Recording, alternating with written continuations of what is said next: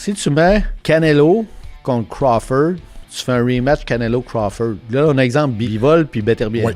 Ils vont peut-être en faire un troisième, parce que le monde veut le voir. Mais tu peux pas en faire beaucoup de ces combats-là. Si les meilleurs se battent contre les meilleurs tout le temps, comme ils font au UFC, les meilleurs t'offront pas longtemps. Puis tu vas avoir un gros roulement.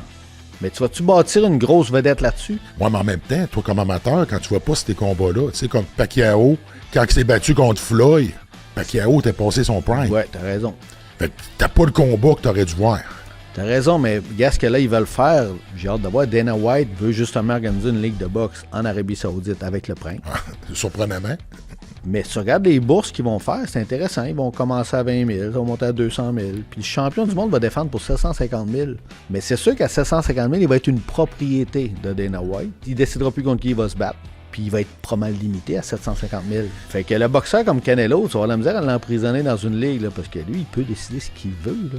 Donc, on n'est plus dans le sport, on est rendu dans le business. La grosse business.